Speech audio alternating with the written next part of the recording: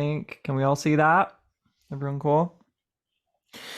Alrighty, so hi, I'm Evelyn. And today is kind of just about my I say experiments, and I kind of really mean that because this is like new territory. This is like not something I've done very much, but it's something I've sort of made just a lot of materials for, and I'm kind of just like here to put it out into the world as like an idea for all of us to get on board with and accept me as your new cult leader of English teaching. So, um, who is this mad woman talking to you today? Hi, I've said it 1,000 times. I'm Evelyn. I'm a second year JET ALT at Nishiotakuni High School in Kyoto. I'm a lover of languages. I love languages and stuff, and games and tabletop RPGs, which are the coolest thing ever, nerdiest thing ever. It's both now. The nerdy things are cool now. So, um, and so tabletop RPGs. I wonder how many of us are familiar with tabletop RPGs. Um, so can I run like a little all hail Evelyn, thank you. Yes, really everyone should be praising me. So, who here is familiar with tabletop RPGs? I mean, these are things like, D&D. Got a lot of hands. That's good. I presume that's why many of us are here, right? Because we want to combine our two interests, you know. Um, so for the just in case, you know, as a rudimentary explanation, maybe someone is watching the recording or something. Tabletop RPGs, fundamentally, it's playing pretend with rules and dice and a little math, but that's all well and good. Players make characters. And you can be like an elf, you can be like an alien, whatever you want to be. Characters make decisions, and dice decide the outcome. That's how games are played. And fundamentally, it is collaborative storytelling, which I think is the beautiful part, because it's a group of people who just through words and imagination are all just sort of collectively at a table forging this wonderful story together, and it's kind of this great big wholesome activity. um and so it got me thinking, when I went to do kind of international day event at Alex's school. How can we use this? How can I dare to merge my interests here? Um, Thank you so much. Um, so with I am not an academic researcher. I'm not even that cool. Um, but something that other smart people have said are that stories are very powerful in language learning. There's a whole field, of people talking about TPRS and how we can sort of, do through interactive storytelling, like asking stories and sort of, using books and words and things like that, sort of more immersive learning styles, and how valuable that is to language learning. Um, and so RPGs, in that kind of way, are perfect because they're these sort of self-contextualized stories. Wow, you guys, that sounds super legit, doesn't it? Uh, so, when it comes to this idea, that I had. And I'll get to some of like the materials I've made that you can use and sort of how I've gone about this. Just as a quick, like, overarching thing, here's the good stuff, in my opinion. The good stuff being like the pros, right? So, students can be creative. I like that. I think as all of us as ALTs, we try to encourage that to the greatest possible extent that we can because we are all greatly tired of, I went to the spoon store today. You went to the spoon store today. Like that kind of thing. Um, I tire of it. I want the kids to be creative. This kind of just shoves them into being a little bit um creative. And I think role play is this perfect thing because we're all familiar with D&D, I guess, and how, oh, it's this epic fantasy Lord of the Rings style, like, world with swords and craziness and all that going on. You don't have to do it that way.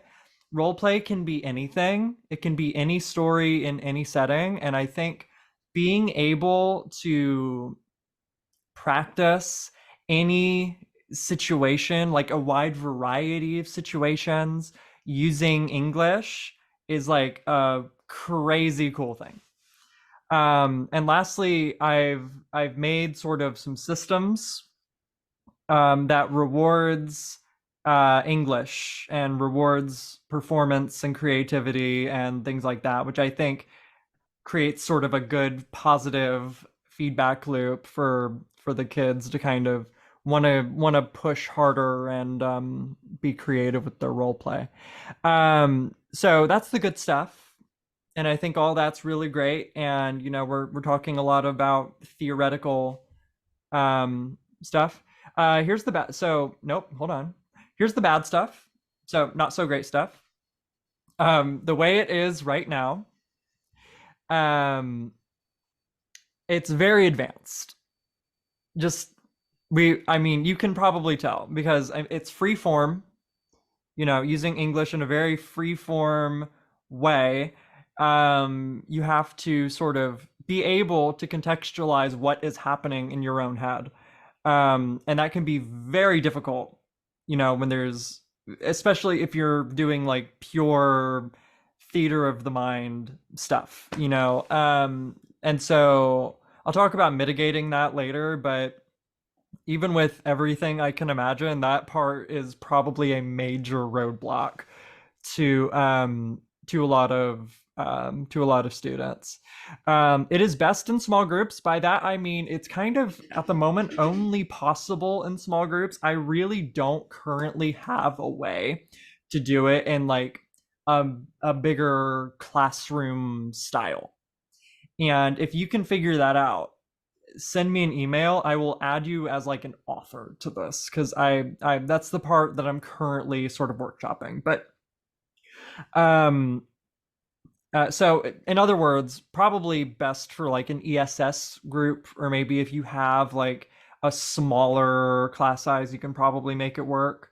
Um and finally, a lot of prep and a lot of time are ESS, sorry, is like, I think that's like a fairly typical name for like a club at a school, like an English speaking sort of English interested group club, something like that.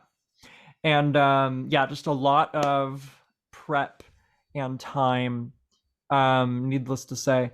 I really quick want to grab something actually, because so this is Mimic, and it holds a lot of the stuff that we're going to need. And so that will be fun. Just need to have that by my side there. So anyway, like I talked about before, we're all aware of D&D, probably, or some other popular RPG system. And those games are amazing. Those games are great. I do not foresee them being any help in the classroom, me personally.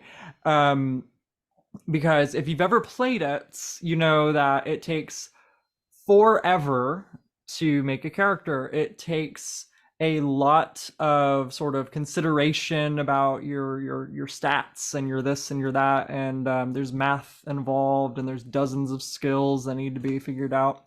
And so what I set out to do was to not play D&D, but to kind of find a system that works better in an English second language environment. Um, yeah, I agree. These games are really difficult for native speakers to play, and so we sincerely have to find a way to sort of break this down and just boil it into its most fine essentials. And so what I've worked on, because I wasn't really satisfied with any other system that I found, I just decided to be arrogant and make my own, and I've called it English Isekai, and that's sort of the theme of today. And if you don't know what an isekai is, it's kind of like if you've ever sort of if you're a purveyor of anime, perhaps it's kind of like a whole genre of anime where person dies or something and is reborn in mystical fantasy world, or reborn as the child of a pop star or something. It's a whole thing. And so my idea is we can use that as like a sort of theme in an RPG setting. Um, in that, okay, so you are yourselves, right, as the players, the students, and you're suddenly thrust into this fantasy RPG world that does not speak your language, it speaks English, and you have to sort of navigate that as a problem and find your way back to the real world. That's sort of the overarching story of the system, I think, but it can really be anything you want. um yeah, thank you. So what do you need? It's a lot, I'm sorry. RPGs have materials, and a lot of this you can probably track like on a phone app or something like that. But number one is the player book. It's actually the student book, typo, but and I will show you in a moment what that looks like. I made that and basically just print that out, make your schools really mad because you're wasting a lot of ink. I'm sorry. Um, but print one of those out for each one of the kids. It's basically a mini rule book and a character sheet. That's where they'll write their information in for their character. Um, 6-sided dice times 5. Or use a phone app. And what I usually like to do personally is I prefer to have 5 dice for every player. And so I just have a boatload of 6-sided dice in here that they can all use. Or you can all share, or you can use phone apps. Whatever the case, it's only 6-sided dice. No d20s, unfortunately. So deck of life cards. So I have these cards, and you can make your own. They're not hard. And they just have little hearts on them. So just make a deck of those. It doesn't even need to be this many, but just make some cards with hearts on them, and make some star cards, I guess star power cards, which are just these. It's the same thing but with little stars. And that goes into like there's magic in this game. I call it star power, and that's what the magic people will use. And finally, anything else you want to make the game cooler, better, or easier to understand. Which is to say, I mean, you can have a projector with like the backgrounds of your campaign, or like the characters or something. You can have a game board with like little miniature pieces that they can move around. Um, I did not do it with any of that for me, and that was a huge mistake in my opinion, because I think that would add a lot for them to be able to not only understand but also just it's cool. It's just cool. So let's see. Wow, my laptop is cooking, you guys. This is crazy. As with anything, the most important thing after you gather all of your materials is to sort of plan your campaign. And I think this is the most um pressing point in that I feel like a lot of um I feel like a lot of D&D can be improvised, and almost certainly um there will be a lot of improvisation when you do this, but I think having a extremely clear setting and giving the kids a very clear goal that they can easily understand, like right off the bat, is the most important thing about designing your cross language campaign here. For me, my plan for the kids literally was, you guys are your characters. You wake up next to this weird big statue, and one of you has a map in your hands, and the map says, go over here to this identical other big statue um, immediately. You only have 4 days, go.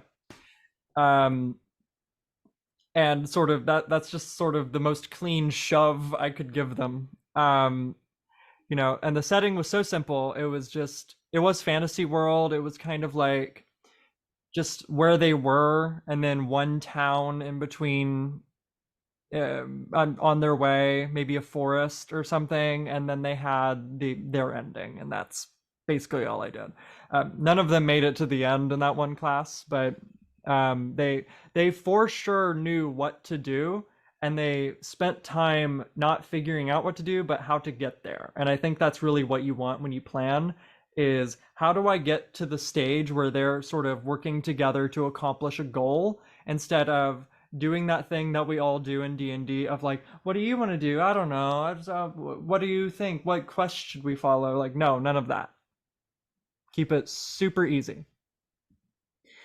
Um, and then we get into, so we're sitting down at the table with the kids. We get into character creation, and um, so I think the best thing to do is really take some time, and take this time to sort of just give them some room, and uh, let them just feel out what they want to do. I think that a lot of my kids kind of just picked themselves, kind of like they just named themselves as like their name or something. But I had a few students that sort of got more involved with it. They wanted to make like, oh, I want this different name, and I want to like kind of do it like this, like just um, you know, not much else to say there. But as far as character creation, um, basically the only things to choose are just like your name and sort of that creative like demographic information, and just like your job. And there's only three to pick from. A job is like a class in D&D, or your favorite equivalent from whatever RPG that you enjoy. Our sessions 45 minutes. So when I did it, it was 50 minutes, and in that 50 minutes I only had this one session to do it with them. And so I had to get them to understand the game, make characters, and play in 50 minutes. And I think we actually had like 25 or 30 minutes of gameplay, because character creation um, took the rest of that time. But these are the jobs, and there's only these three. There's the fighter, the mage, and the traveler. Um, each one kind of has its own thing. The fighter, in a shock to no one, is the one that's good at fighting. I usually, when the game starts, I make them the one that I give a sword to. Um, like, you are the one, you have a sword now, and you can attack with a sword. and their stats here kind of really emphasize you can be brave and cool and fight and stuff. Um, there's the mage, which is the one that uses magic, and that's really neat because there's this. It's probably not on the slides, and I'll show you later. But I have this list of sort of spells they can use, and they usually have a lot of fun with that. Um, and then there's the traveler. I really struggled to think of what to do with the traveler, but I kind of found a way to make them the best job ever, because when I did it with the kids, I decided, okay, traveler, you were the one with the map, and you were the one who is basically making the very first decision of like, okay, what do we do with this map or whatever. um and so their whole thing is basically being able to talk to the in-game NPC characters and things like that. So um and so here's the forgot I added this here. Here's the character sheet. Yes, the brains, the brawn, and the heart. I love that. I should have put that in there. So here's the character sheet again, and that's just their information stuff, and you can tell them to fill that out however you like. Whatever name you want, whatever gender, age, anything. Below that are experience stamps, and I'll get to that. They can draw their character if there's time, or maybe if they finish really early and everyone else is taking some time, they can draw their character on there. And then the traits just they copy the traits out of here, out of the job, and they just sort of like bubble in the to make it match. And then I give them 2 more points. Like, you can add 2 more dots anywhere you want to. And so I had a kid with like 0 kindness and like 5 bravery or something crazy like that. So that was fun. Attacks come into play during combat, obviously, and what I did is it's just the name of the attack, which is like punch or sword or something, and then how much power it has. And I'll just tell them, okay, your sword has 2 power, right? And so it does like a lot of damage. It's a sword, it cuts things. Self-explanatory. But so as far as role playing, I think this is the most important part of the game for them, is just being able to control their character and sort of affect the world around them. I tend to sort of make little templates for them to be able to sort of push off from, just using I will. So, okay, I will walk to whatever. And so usually around the beginning of the game, when I'm starting, I'm saying, okay, here's your situation. You all wake up here, you have this map and it says to go over there. What will you do? Will you do this or will you do that? I sort of try to start by giving them some semi-binary decisions to make, and if they branch out from there themselves, great. And if they don't, they still are progressing. So it's all good. I think ridiculousness and encouraging it is the nicest thing to do. I had one group, they were trying to figure out how they wanted to get to the town that was ahead, and they couldn't agree. And they said, I want to find a bike, I want to find a horse. And they actually talked about that for a minute. And so I said, okay, a talking horse riding a bike approaches, what then? And the horse offers its bike to you, but it wants money or something like that. I can't quite remember, but it kind of turns into an amusing thing for them. And these kids in that session, who were kind of a little bit shy at that point, were suddenly voraciously prepared to convince me to get that bike. So I thought that was nice. Who doesn't love some ridiculousness, right? So Tests. So this is the rolling the dice part, and it's really simple in my head. I hope it makes enough sense, but there's 3 tests for your 3 traits. Bravery, which is like overcoming something that's scary, or difficult. There's a monster around the corner and you want to defend your friend. Yeah, that's a bravery test, for example. And so if you have 4 bravery, you roll 4 dice. And I hope that works. So if you have 4 in any given skill, you're pretty darn cool. As far as results, I think the GM, sort of just the teacher or whoever's running the game, can just sort of decide, okay, that's high enough. Just the rule of cool, be reasonable, right? Um, Depending on how hard the thing is. Whoopsie. Come back there. Kindness test is like, persuasion. It's being, it's deciding to help someone when maybe they don't deserve help, anything that seems like it would take some heart to do. And then a genius test is like, there's a puzzle, how does your character solve it, that kind of thing.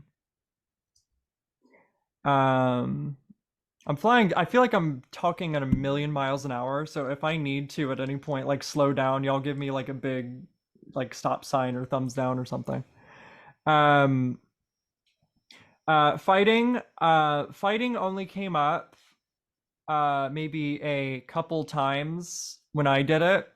I tried to make sure it happened at least once because it ended up being interesting.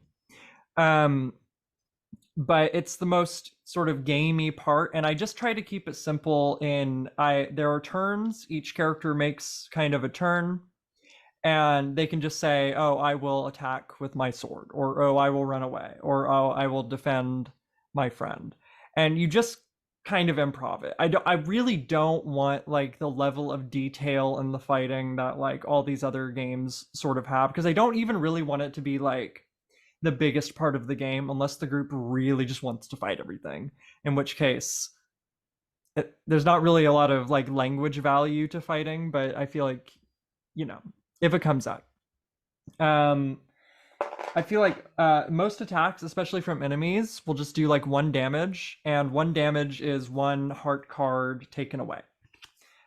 Students start with 3 heart cards, so even 1 damage is quite a lot of damage. Um, my I have written, be nice. Don't kill the children's characters and make them cry. Who has initiative? That's a great question. So what I did is whoever starts the fight goes first. So if my kid decides, I don't like this person, I will stab him, he goes first. And then, I just kind of naturally figure it out by who would naturally go next. And then I just keep that order the next time. Um, you know, can be completely omitted if the group isn't into it. There are probably some soft-hearted groups out there that just want to live in fairy world and don't want to fight things, and I think that's perfectly okay. So I would actually ask your group if they would be okay with fighting, or sort of assess that for yourself. Feel it out. Rewards. So I do what are called experience stamps, and I don't have my particular stamp with me, but this is a physical stamp that you can put on their character sheet, and I have this erasable stamp that I got from like a shop somewhere, and it erases just like anything else. You could probably use like your signature or something if not, but it's basically their sort of currency, like their character improvement currency. And over on the right here, I have the rewards that they can purchase for themselves at any point with their stamps. So they can get another heart card or some more magic. They can get a new attack. Like I'll say, okay, so now you can attack with your super punch or something. I don't know. They can get a new trait, so like boost their bravery or something. Your attacks become more powerful. I'll just boost the attack power of all their stuff. Friction stamp, yes, that's the one. I recommend it. It's very cool. And at 5, they can have a second job. Never had that happen, but you know. Let's see. Oop. And when I give them stamps, it's usually because they use English well. Like they use like an unusual grammar, maybe that like I didn't expect. Like, whoa, like you can say that, or wow, you said that really naturally and fluently. That's really cool. Like, or you've been speaking really, really great for like 5 minutes. Here, have a little stampy. When they act really creative or work really well as a team, like they come together and they sort of coordinate like all of these, like ideas and all that stuff. I'll give them each a stamp for that. And if they ask good questions, I think that's huge. Reward the questions.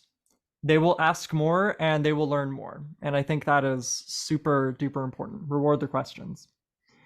Not too many, because you don't want to just hand out too many stamps. But so my issue, we're getting into the not so great stuff. But my issue has been, I work at a semi lower level school, and it just, the way it is right now, it won't work. And I've talked to many teachers about making it work, and we have not come to a great solution. But here are my current theories on how to make it work. Yes, I work at a senior high school. And I think this could probably work at junior or senior, depending on their level. But, it's up to you. So number 1 is obvious, just simplify the language, and maybe like don't do fantasy world, maybe do like Tokyo or San Francisco or something, I don't know. As I said before, visual aids, projection, game board, anything that helps them use their eyes as well as their ears and their mind will go a long way, I think. This one might be controversial, but I think I stand by it, by an article I read once. Out of game communication in their native language. So being able to sort of break the immersion for a bit and say, okay, what the hell's going on? What are we doing? Having some break time where they're able to use their native language and sort of reconvene and figure out and chase down any lost context stuff. I think that is valuable. As long as it's not overdone, I think it's fine. Something I did actually when I did it, and I think it really worked out, is turn-based decision making in everything, not just fights. So particularly when the kids are kind of lost and they're a bit shy, maybe it's towards the beginning, they don't know what to do. I will literally say, okay, boom, boom, boom, 1, 2, 3. Usually starting with the most confident kid, what do you think we should do? What are your thoughts? And so they'll say their opinion, and then I go down the list. And I think what that does is it lets the kids who maybe aren't as confident get some more thinking time and maybe use their like dictionary or something to kind of figure out what they want to say. And finally, English helper cards. Like I have these little like cards with English templates on them. I was thinking giving those to the kids, and that was weird. Giving those to the kids just as like another visual like go-to that they can look at would be really helpful too.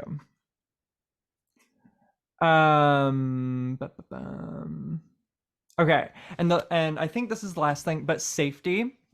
And this is going to sound super weird, but I think it's important. Role play can be weird and scary and emotional and triggering, for some people, particularly like vulnerable high school kids who, are kind of a little bit anxious and emotional and maybe have gone through some shit, and we don't always know what can sort of be a problem for someone. So um I think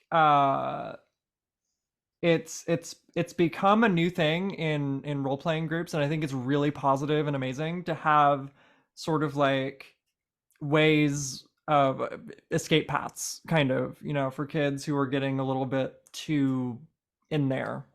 So obviously pregame discussion about anything that's off, off limits, no goes, are is good in any RPG group. Whether or not you get a response from that out of high school students, I don't know, but I think it's important to at least encourage the discussion. Like, if there's anything that we absolutely don't want, i.e. fighting, i.e. violence, etc., let me know. Something that some people do is the X card, and I don't have one with me, but it's literally a card with an X on it. And, you can have the kids hold it up just quietly, just hold up the X card, we're done. Or they can like tap it on the table or something, just like subtly, quietly. I